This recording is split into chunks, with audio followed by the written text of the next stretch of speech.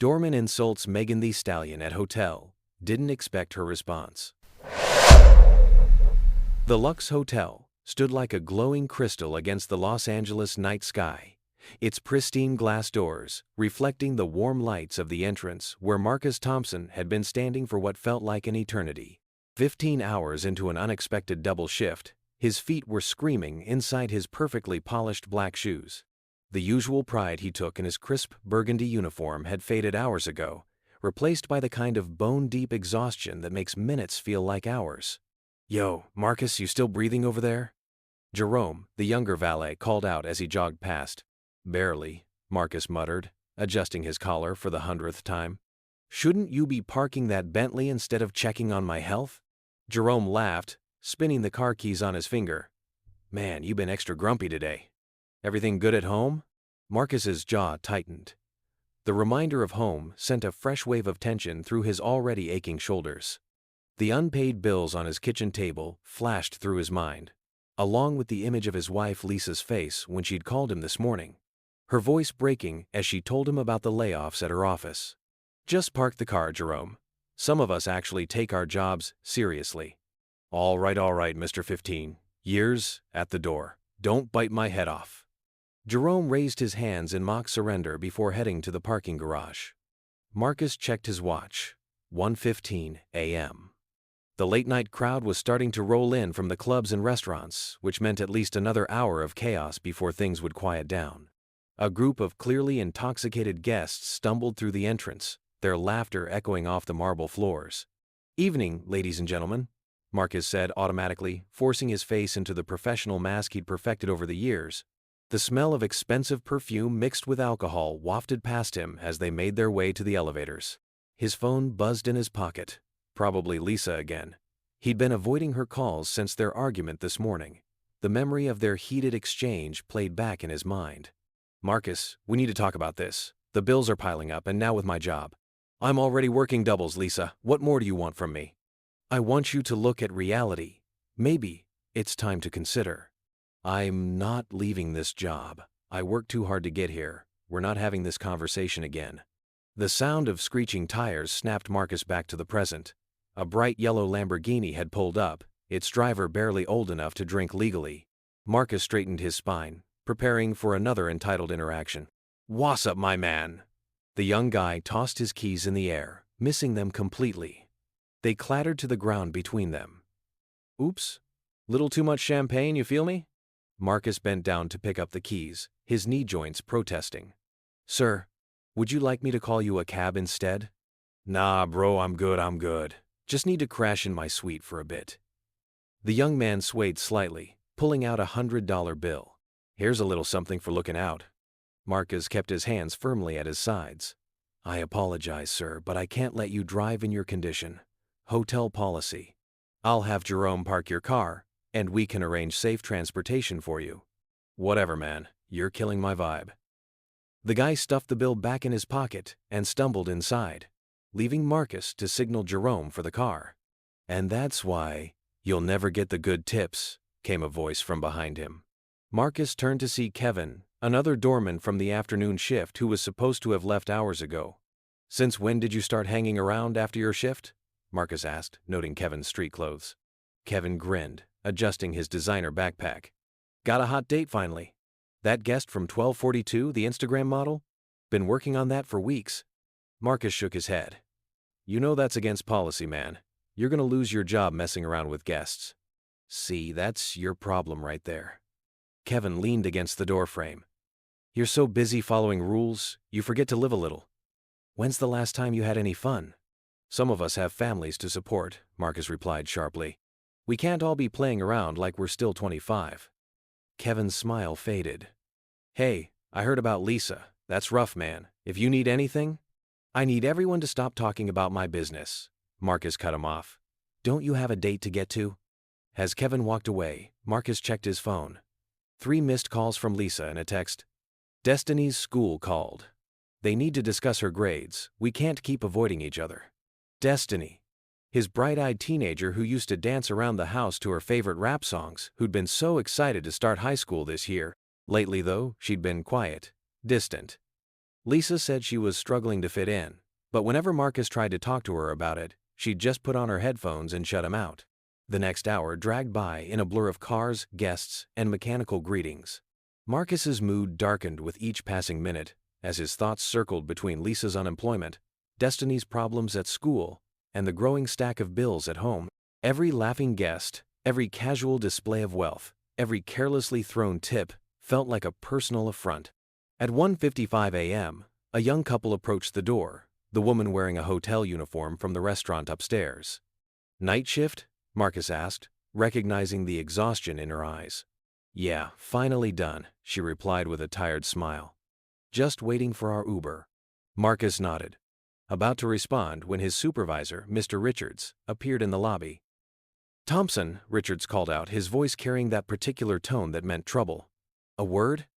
Marcus followed him to the side, already tensing for whatever was coming. "I've had complaints about your attitude tonight," Richards said, keeping his voice low. "Two guests said you were curt with them, and Kevin mentioned you seemed on edge." "Kevin needs to mind his own business," Marcus muttered. "This isn't like you, Thompson. You're one of my best people. Whatever's going on, you need to leave it at the door. This is the Lux. We have standards to maintain." "Yes, sir," Marcus replied, his jaw clenched. "Won't happen again." "See that it doesn't. I'd hate to have to write this up." Richard straightened his tie. "You've got another hour. Try to end the night on a better note." As Richards walked away, Marcus felt the last threads of his patience starting to fray. 15 years of perfect service, of swallowing his pride, of watching lesser employees get promoted over him because they fit the image better. 15 years of being the perfect doorman, and one bad night had his supervisor threatening to write him up. The young couple was still waiting for their Uber when a black SUV pulled up to the entrance. Marcus barely glanced at it, his mind still churning with resentment. The back door opened, and a tall woman in a gray hoodie and designer sweatpants stepped out, followed by two people who looked like personal assistants. In his exhaustion and anger, Marcus made a series of split-second assumptions that would change the course of his life. He saw the casual clothes, the small entourage, the late hour. He didn't look closely enough to notice the designer labels, the quiet confidence in her stride, or most importantly, her face. Drawing himself up to his full height, he stepped into their path. "Service entrance is around back," he said dismissively, gesturing toward the side of the building. "That's where the workers go." The silence that followed his words was absolute. Even the ambient noise of the city seemed to fade away. The woman stopped moving, and her companions froze beside her. Slowly, deliberately, she turned to face him fully, pushing back her hood. Marcus's heart stopped as recognition hit him like a physical blow. Standing before him, with an expression that could freeze hell itself, was Megan the Stallion. "Say that again," she said quietly, her eyes locked onto his nameplate. "I want you to look me in my face and say that again." Marcus felt the blood drain from his face. His mouth opened, but no words came out. The young couple waiting for their Uber had stopped their conversation, staring at the scene unfolding before them. One of Megan's assistants stepped forward, phone already in hand. "Ma'am, should I call?" Megan raised her hand slightly, stopping him mid-sentence. Her eyes hadn't left Marcus's face. "Number. I want to handle this myself." She took one step closer to Marcus, her presence commanding the space despite her casual attire. "You work here how long?" Marcus swallowed hard, his throat dry as sand. 15 years. 15 years, she repeated, letting each word hang in the air. "So, you've seen all kinds of people come through these doors, right? All kinds of clothes, all kinds of faces." She gestured to her outfit. "These sweats cost more than your monthly salary, but that's not even the point, is it?" The lobby had grown eerily quiet. Even the usual sounds of luggage wheels and distant elevator chimes seemed muted. Marcus could feel sweat beginning to soak through his uniform shirt. "Miss Stallion, I deeply apologize. I didn't—" "You didn't what?" Her voice remained calm, but carried an edge that made him flinch. "Didn't look, didn't think, or didn't expect someone who looks like me to be a guest in your precious hotel." The young woman in the restaurant uniform who'd been waiting for her Uber whispered something to her companion, their eyes wide. More phones had appeared in the lobby, recording the confrontation. Marcus felt his world spinning out of control. Mr. Richards emerged from the front desk area, his face pale as he rushed toward them. Miss Stallion, please accept our sincerest. Not now, Megan cut him off, her eyes still fixed on Marcus. I'm talking to your doorman here. Because I really want to understand something. She crossed her arms, her stance powerful despite her casual wear. What exactly does a guest at this hotel supposed to look like to you? The question hit Marcus like a physical blow. Images flashed through his mind. The countless times he'd been judged by his own appearance off-duty, the security guards who followed him in stores, the way some guests still looked at him sideways, even in his uniform. And now here he stood, having done the exact same thing to someone else. Jerome had returned from parking the Lamborghini and stood frozen at the periphery of the scene, his usual smile nowhere to be seen. The young couple had finally gotten their Uber notification, but they weren't moving, transfixed by the tension in the air. I made a terrible mistake, Marcus managed to say, his voice barely above a whisper. There's no excuse for. You're right, there isn't, Megan interrupted. But what's really sad is that you of all people should know better. She glanced at his name tag again. Marcus Thompson, you really think you're the only one who has to deal with people making assumptions? The only one who has to work twice as hard to get half the respect? A small crowd had gathered in the lobby now, guests pausing on their way to and from the elevators. Marcus could hear the whispers, see the phones recording what would surely become viral content by morning.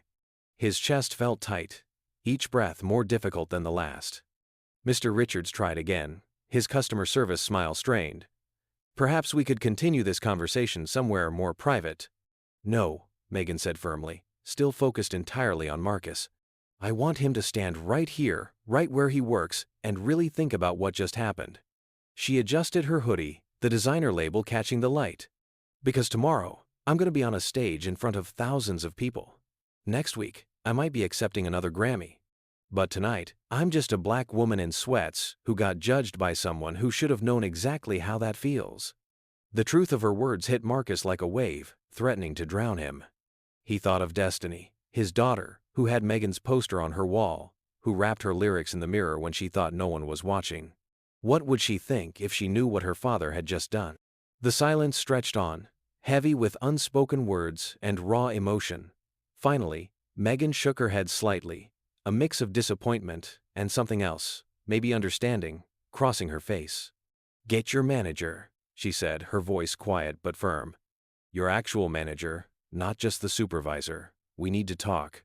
As Mr. Richards hurried off to call the hotel manager, Marcus stood rooted to his spot, the weight of his mistake crushing him. He'd spent 15 years building a reputation at this door, earning respect from guests and colleagues alike. And in one moment of thoughtless prejudice, he'd thrown it all away. The young couple finally moved toward their waiting Uber, the woman in the restaurant uniform giving Marcus a look that mixed pity with disappointment. Jerome had disappeared, probably to spread the word among the other staff. And still the phones recorded, capturing every excruciating second of Marcus Thompson's worst night on the job. Megan remained where she was, her presence both regal and relaxed, despite the tension. One of her assistants whispered something in her ear, but she shook her head. She wasn't going anywhere. Not yet. The Lux Hotel's lobby had transformed from a peaceful late-night scene into what felt like the set of a reality television show. Phones were still recording, whispers echoed off the marble floors, and Marcus Thompson stood at the center of it all, his world crumbling around him.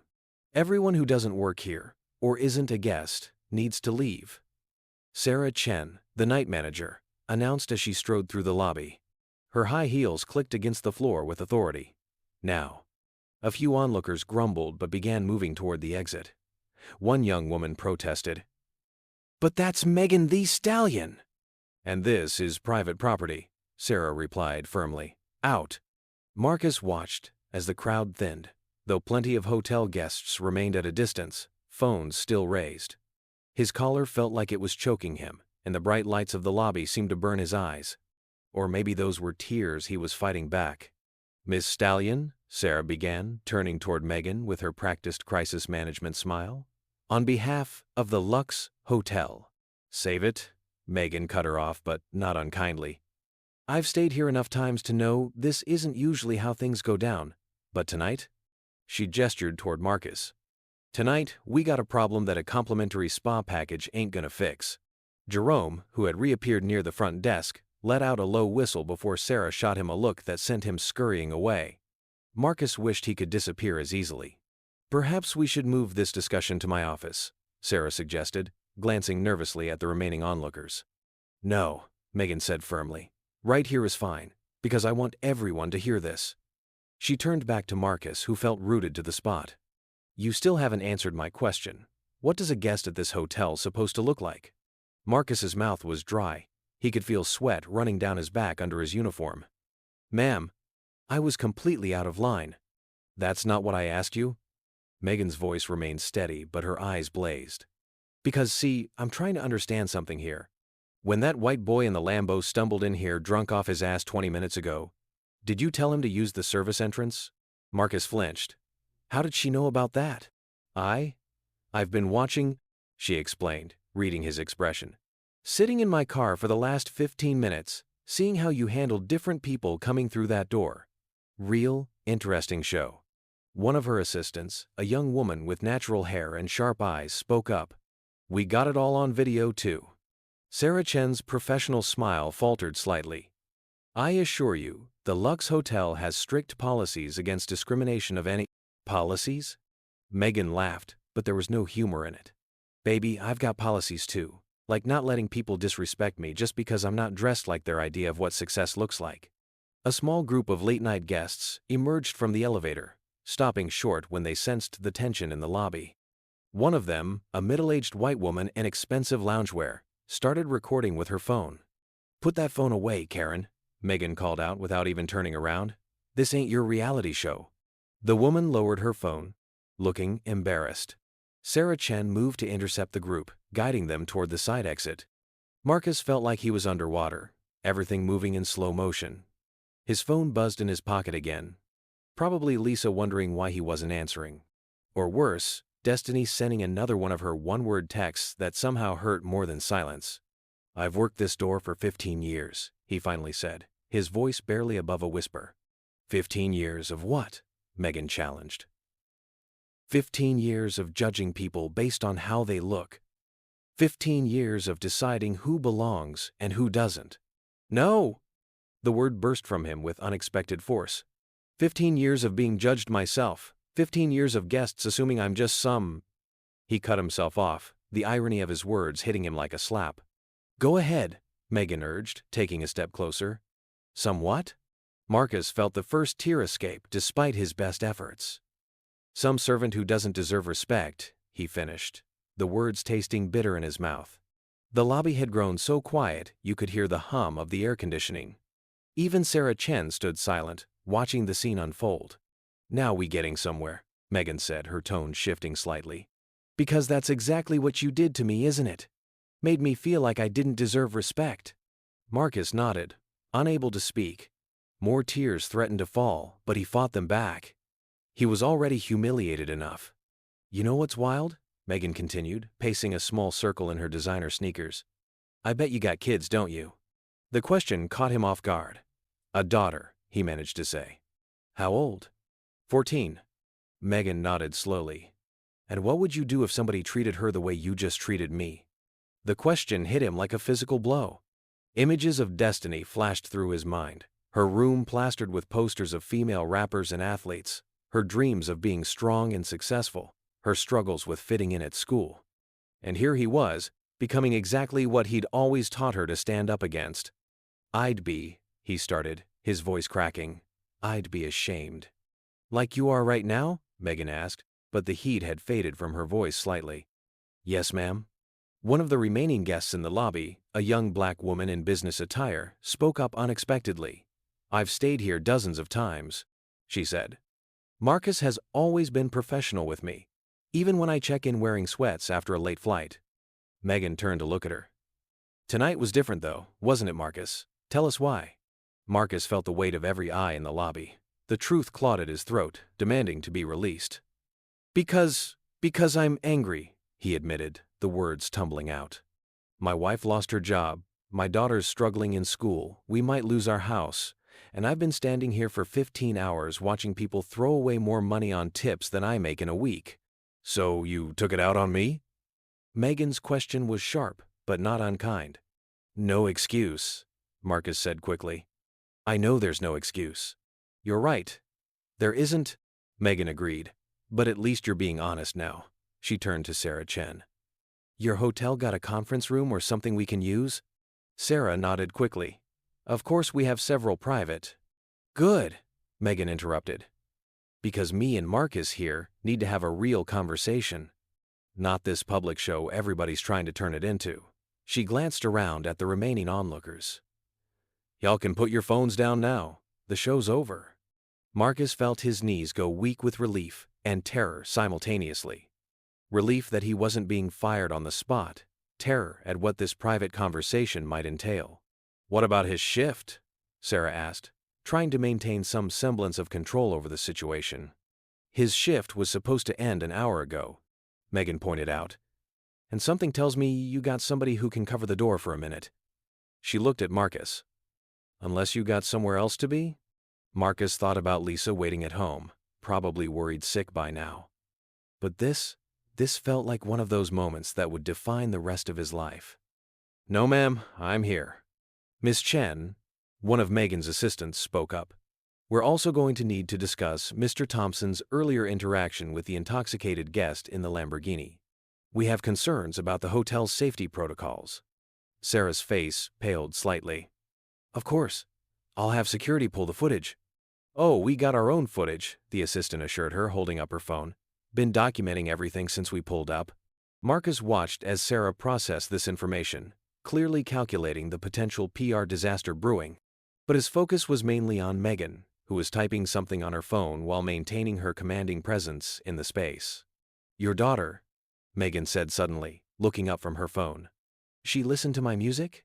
The question caught Marcus off guard again. "Yes. She knows every word to body, dances to it in her room when she thinks we're not watching." Something softened in Megan's expression for just a moment. "What's her name?" "Destiny." "Destiny," Megan repeated, as if testing the name. "Well, Destiny's daddy got some learning to do tonight." She turned to her assistants. "Y'all handle the room situation. Me and Marcus got some things to discuss." As one of the assistants moved to speak with Sarah about arrangements, Marcus stood there feeling simultaneously exposed and seen in a way he never had before. The night had spiraled so far from normal that it felt almost dreamlike, except he knew he wasn't going to wake up from this. "You religious, Marcus?" Megan asked unexpectedly. He nodded. "Baptist." "Then you know about redemption, don't you?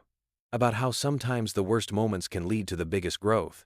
She adjusted her hoodie, the designer label catching the light again. "But first, you gotta face what you did." "Really face it? You ready for that?" Marcus thought about Destiny again, about the values he'd tried to teach her, about how he'd failed to live up to those same values tonight. He thought about Lisa, about all the stress and anger he'd been carrying. He thought about 15 years of swallowing his pride, only to turn around and wound someone else's. "Yes," he said finally, his voice stronger than it had been all night. "I'm ready." "Good," Megan replied, "'cause we got a lot to talk about. And Marcus?" She waited until he met her eyes. "Leave that fake doorman voice behind. I want to talk to the real you. The one who's hurting enough to try to hurt somebody else. That's the only way this conversation gonna mean something." As Sarah Chen led them toward the conference rooms, Marcus felt something shift inside him. The night wasn't over. In many ways, it was just beginning. But somehow, impossibly, it felt less like an ending and more like an opening, painful as it was. The remaining guests in the lobby watched them go, phones finally lowered, witnesses to something that had transformed from a potential viral moment into something more complex, more human. Jerome, still hovering near the front desk, gave Marcus a look that mixed sympathy with something like respect. Sarah led them down the plush hallway toward the conference rooms, her heels muffled by the thick carpet. The walls were lined with black and white photographs of old Hollywood stars, people who had probably faced their own battles with prejudice and preconceptions. "The Platinum Room is available," Sarah said, stopping at a set of double doors. "It's our most private." "This one's fine," Megan interrupted, pointing to a smaller room they'd just passed. "We don't need all that. Just somewhere quiet." The Highland room was modest by the hotel's standards, with a round table and comfortable chairs. A wall of windows looked out over the city lights, though at this hour they were mostly reflective, turning the room into a mirror of itself. "I'll have some water brought in," Sarah offered, hovering by the door. "We're good," Megan said firmly. "Just make sure nobody bothers us."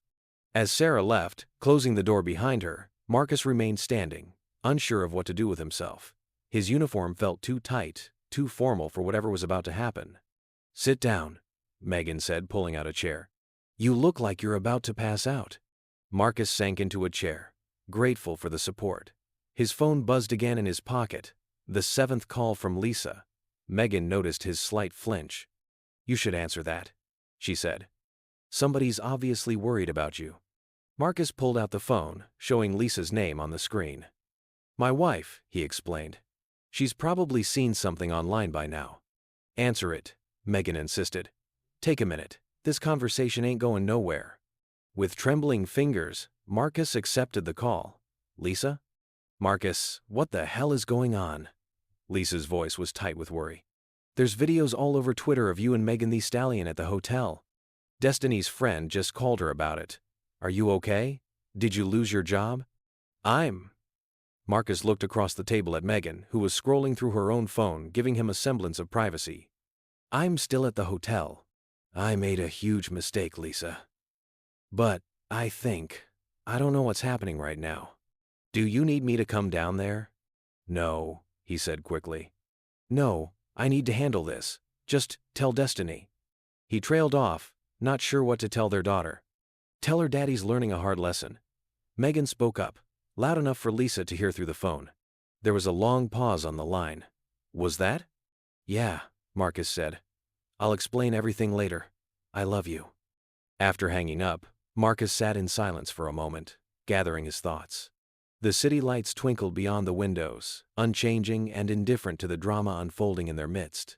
"Your wife sounds worried about you," Megan observed. "She's been worried a lot lately," Marcus admitted. "Even before tonight." "Tell me about that," Megan said, leaning back in her chair. "About what's really going on with you.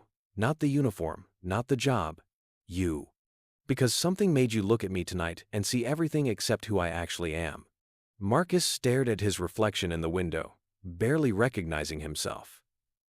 The proud Doorman's posture was gone, replaced by something more vulnerable, more real. "I used to tell Destiny that respect is earned," he began slowly. "That if she worked hard and carried herself right, people would see her value.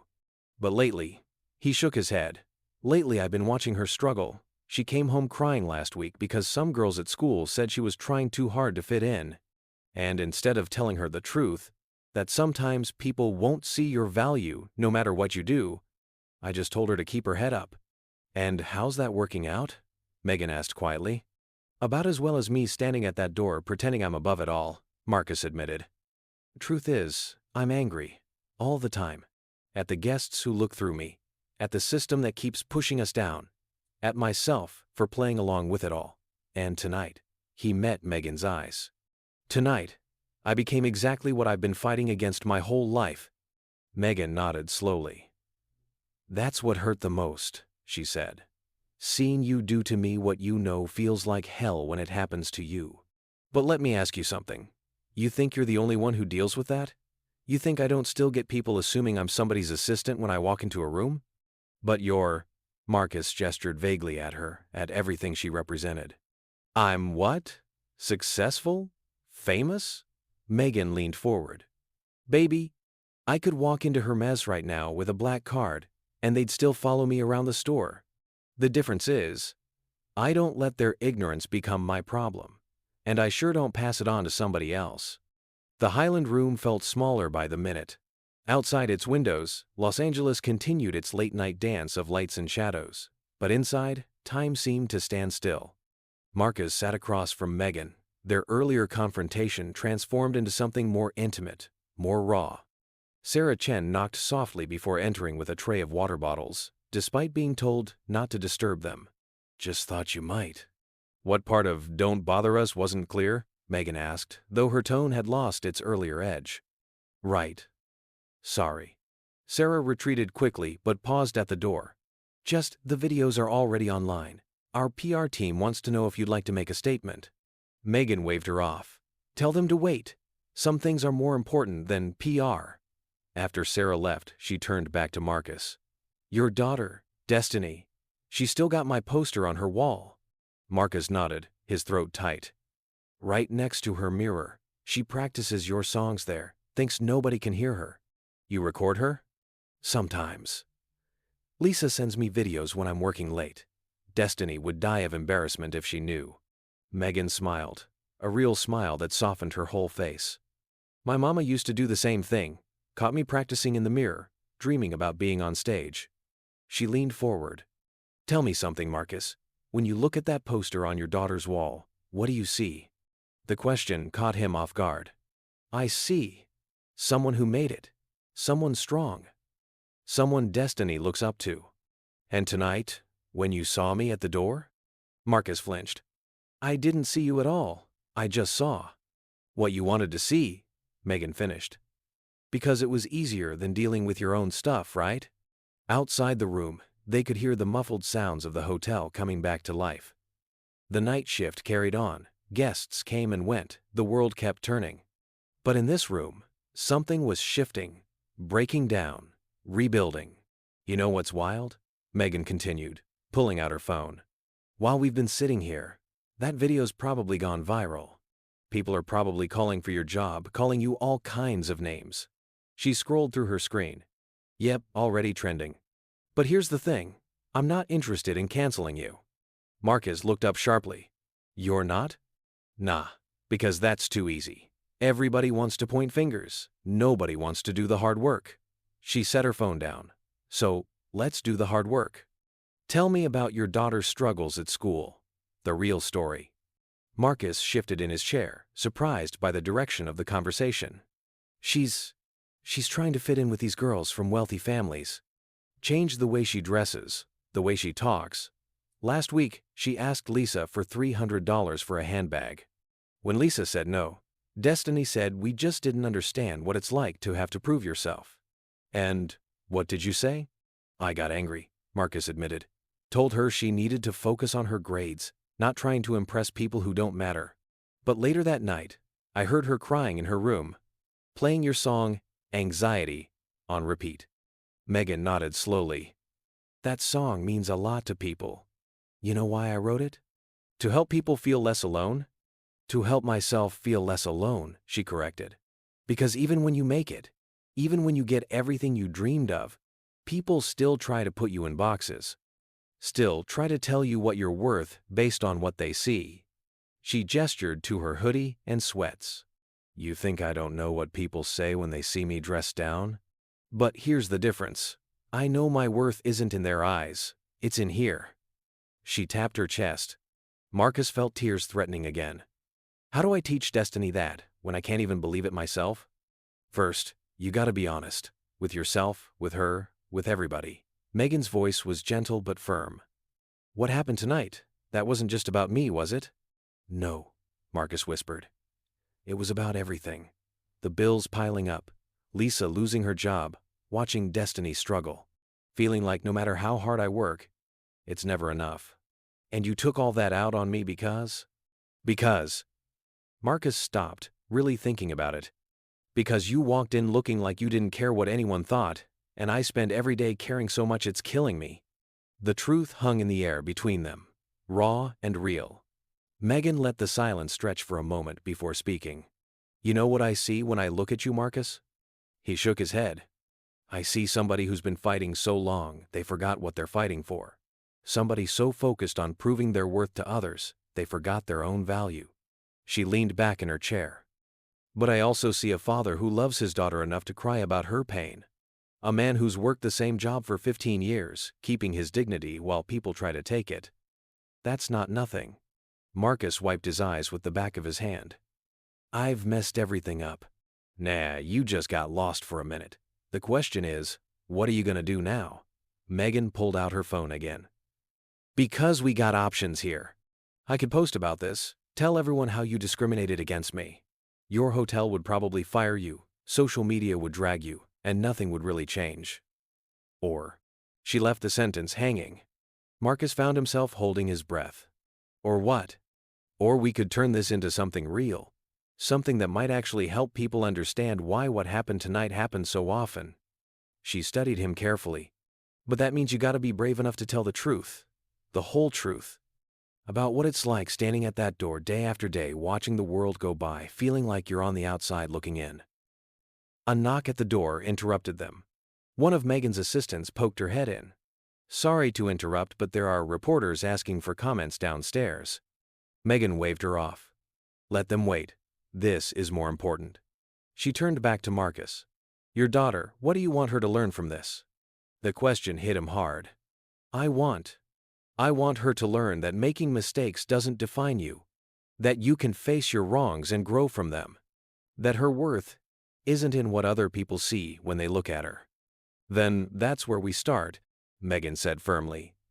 But first, you gotta make things right. Really right. Not just saying sorry because you got caught, but understanding deep down why what you did was so messed up. Marcus straightened in his chair. I do understand. When I saw you at the door, I did exactly what people do to me, to Destiny, to every person who doesn't fit their idea of what success looks like. I became what I hate most. And why did you do it? Because I'm tired, he admitted, his voice breaking. Tired of smiling when guests treat me like I'm invisible. Tired of watching my daughter try to change herself to fit in. Tired of feeling like no matter how hard we work, we're always one step away from losing everything. Megan nodded slowly. Now that's real. That's something people need to hear. Not just another story about somebody getting caught being prejudiced, but the whole truth about why these things happen, how they hurt everyone involved. She stood up and walked to the window, looking out at the city lights. You know, I could have just posted that video and moved on. Could have let the internet do what it does. But when I saw you standing there, something told me to dig deeper. Because maybe, just maybe, this could be more than just another viral moment. Marcus watched her reflection in the window. Why are you doing this? Why help me understand instead of just ruining my life? Megan turned back to face him. Because canceling people is easy. Change is hard. Real change, the kind that lasts, the kind that spreads, that takes work. And looking at you right now, I think you might be ready to do that work. Marcus felt something shift inside him, like a weight he hadn't known he was carrying, suddenly became visible. What kind of work? First, Megan said, returning to her seat. You're gonna call your wife back. Put it on speaker. Marcus's hand trembled slightly as he dialed Lisa's number. She answered on the first ring. Marcus? What's happening? Destiny's crying. She saw the videos. Lisa? Marcus interrupted gently. You're on speaker. Megan the Stallion is here with me. There was a long pause. Hello? Hi, Lisa, Megan said warmly.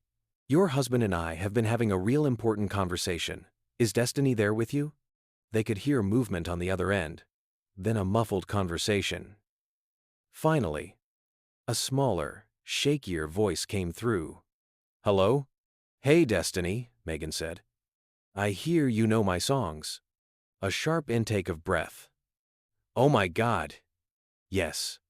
I love your music. Then you know what I'm about, right?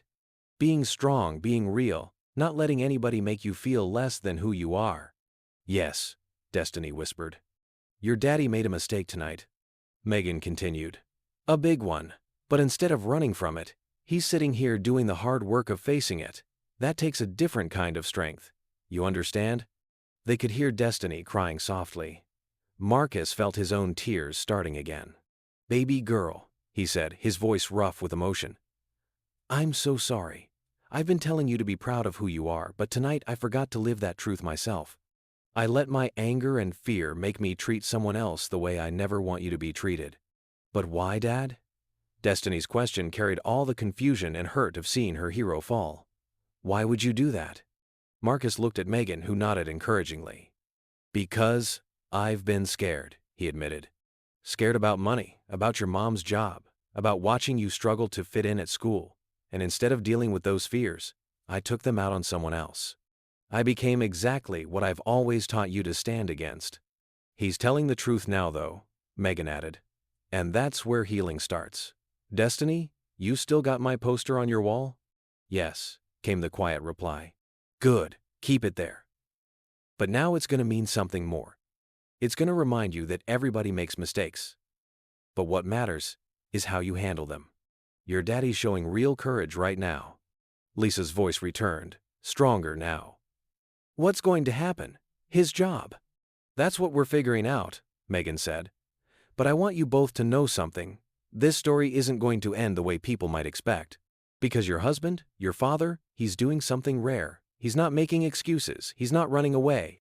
He's sitting here, doing the hard work of understanding why this happened and how to make it right. There was silence on the other end for a moment. Then Destiny spoke again. Dad, I love you.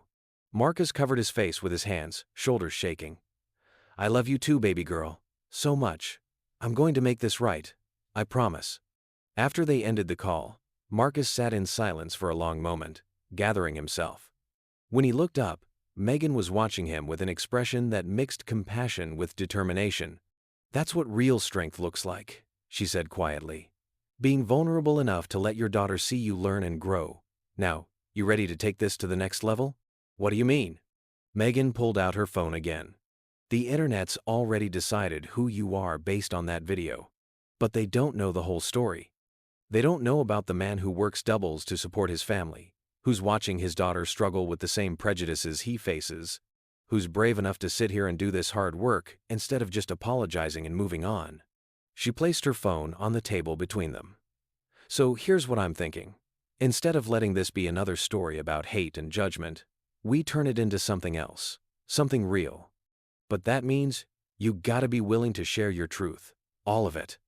The fear, the anger, the pressure of standing at that door day after day. You think you can do that? Marcus looked at his reflection in the window again, seeing himself differently now. The proud doorman's mask was gone, replaced by something more authentic, more human. Yes, he said firmly, I can do that. Good. Because this ain't just about you and me anymore. This is about Destiny, and every other kid out there trying to find their worth in a world that's too quick to judge.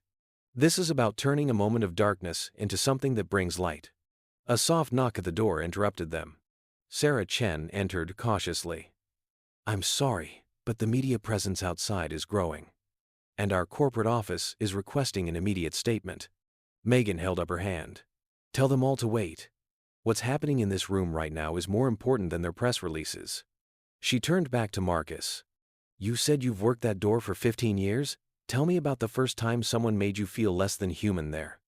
Marcus closed his eyes, memories flooding back. It was my 3rd week on the job. A guest asked me to get his bags, and when I told him I was the doorman, not the porter, he said. He paused, the words still bitter after all these years.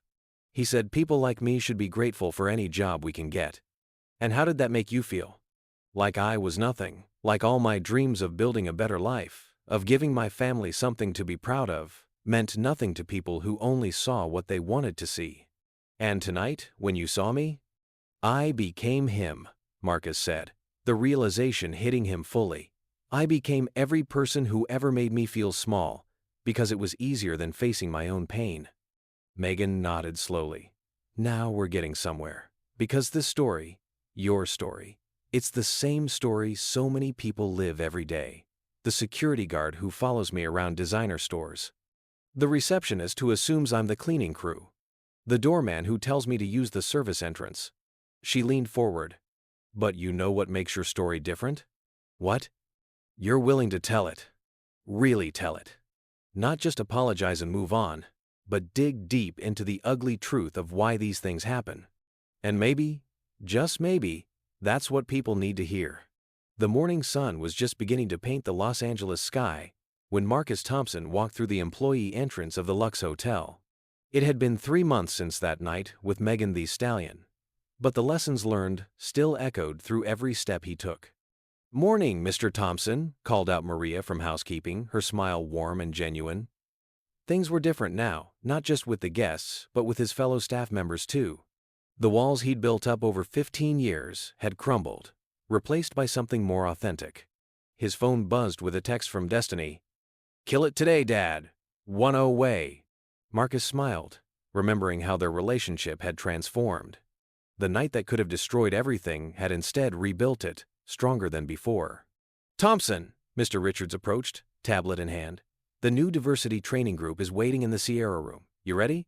"As I'll ever be," Marcus replied, straightening his tie. But this wasn't the same nervous adjustment of his old doorman days. This was different. This was purpose. The Sierra room was filled with new hotel employees, their faces a mix of anxiety and curiosity. Marcus took his place at the front, remembering how this all started.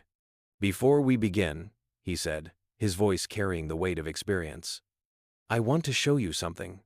He pulled up the video on the large screen, the one that had gone viral that night. But it wasn't the original confrontation. Instead, it was the video Megan had posted a week later. Marcus and her, sitting together, having an honest conversation about prejudice, fear, and growth. 8 million views, he told the group. But the numbers aren't what matter. What matters is the change it sparked. A young woman in the front row raised her hand. "Is it true you still work the door sometimes?" "Every Friday and Saturday," Marcus confirmed. "Because that's part of the lesson. You don't run from where you messed up, you transform it." The memory of how this all came together flooded back. 3 days after the incident, Megan had returned to the hotel. This time, Marcus had been waiting at the door, not as a doorman, but as a student ready to learn. "You ready for this?" she'd asked, adjusting her signature hoodie. "No," he'd admitted honestly. "But that's probably a good thing." They'd set up in the same room where they'd had their first real conversation. Cameras were rolling, but this wasn't a PR stunt. This was raw truth. "Tell them about Destiny," Megan had prompted. And Marcus had opened up about his daughter, about watching her struggle with the same prejudices he'd internalized.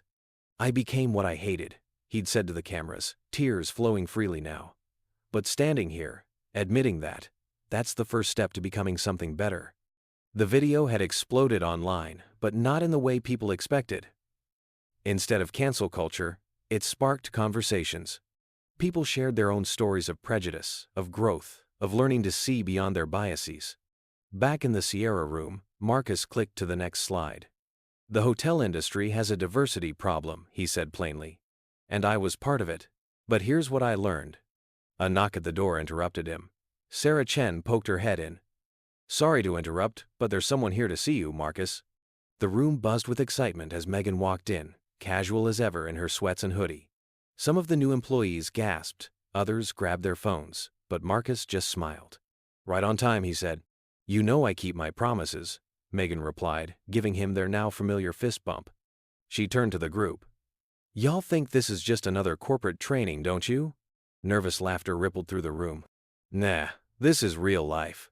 What happened that night could have ended with just another viral moment, just another person losing their job, just another reason for people to be angry on the internet. Instead," she gestured to Marcus, who pulled up another video. This one showed him and Destiny at Megan's concert 2 months ago, backstage, Destiny beaming as Megan taught her the choreography to Body. "Instead," Marcus continued, "it became about transformation, not just mine, but how one moment of honesty can create waves of change." A young man in the back raised his hand. "But how do you deal with the people who still judge you, who still see the original video and make assumptions?" Marcus and Megan exchanged a knowing look. "Show them," Megan said. Marcus pulled out his phone and opened Instagram. His latest post showed him at the door of the Lux, but not in his usual stance. Instead, he was teaching a group of young hotel management trainees, his expression engaged and passionate. "The door isn't just an entrance anymore," he explained. "It's a classroom. Every Friday, we have what we call door dialogues. Staff members, guests, even people from other hotels come to talk about their experiences, their prejudices, their growth. And the best part?" Megan added. "It wasn't some corporate idea. It came from Marcus.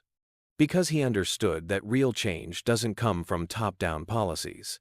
It comes from people brave enough to share their truth." Another knock at the door. This time, it was Destiny and Lisa who entered, carrying boxes of what looked like training materials. "Mom, I thought you had work," Marcus said, surprised. Lisa smiled. "Took the morning off. Couldn't miss this. She'd found a new job 2 months ago, better than her old one. Sometimes blessings came in unexpected packages." Destiny began passing out small journals to everyone in the room. On the cover was a simple phrase, "Your story matters." "These were my daughter's idea," Marcus explained proudly. "She said everyone who goes through this training should have a place to write their own truth, their own journey." Megan took a seat at the back of the room, nodding for Marcus to continue. This was his show now. "3 months ago, I stood at that door thinking I knew everything about judging people," Marcus told the group.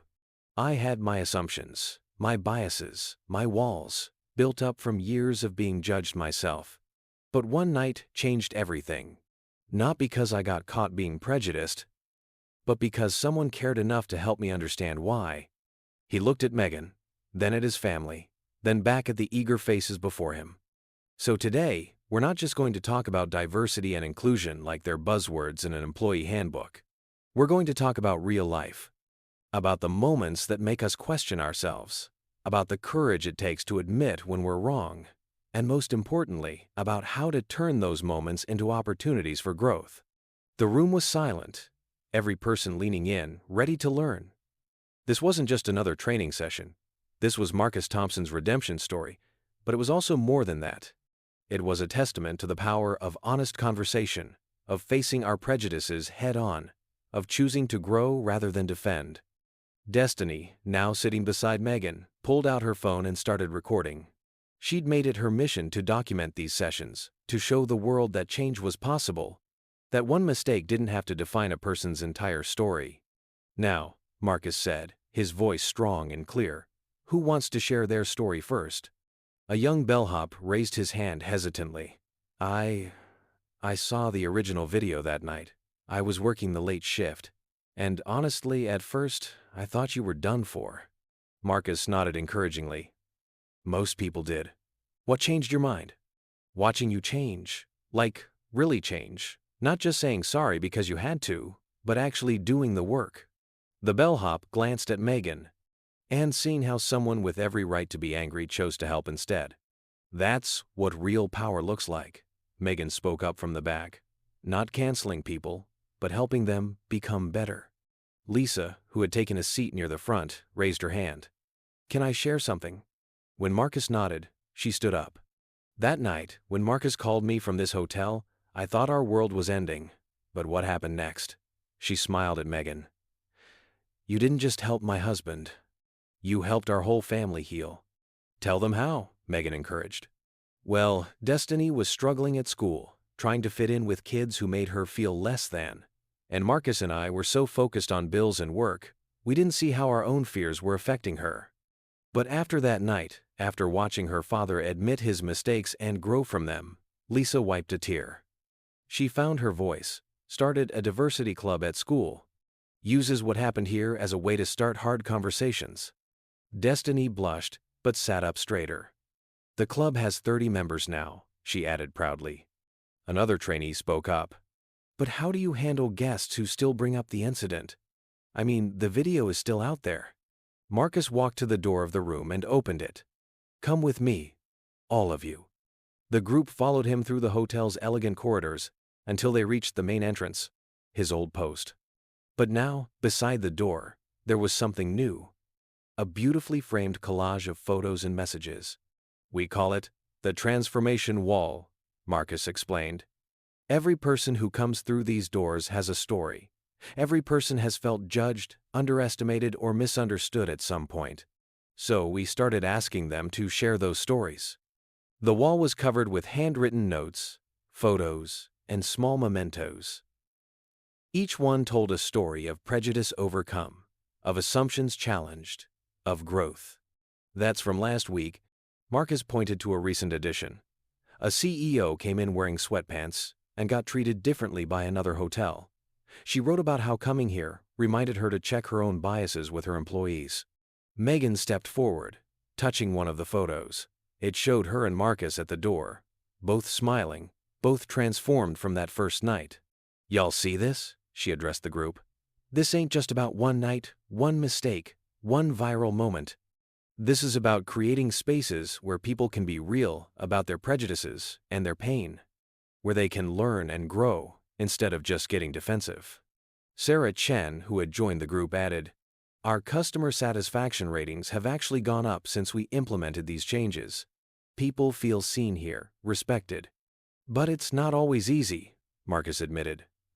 Some days, I still catch myself making assumptions. The difference is, now I catch myself. And I remember that night. Remember how it felt to be on both sides of prejudice.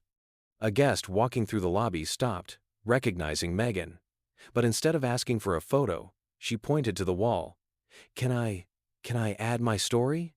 Always, Marcus smiled, handing her a card and pen from the elegant holder mounted nearby. As the guest wrote her story, Destiny turned to the trainees. See, that's what Dad taught me. Every person who walks through these doors is carrying their own story. And when we take time to listen, to really see each other.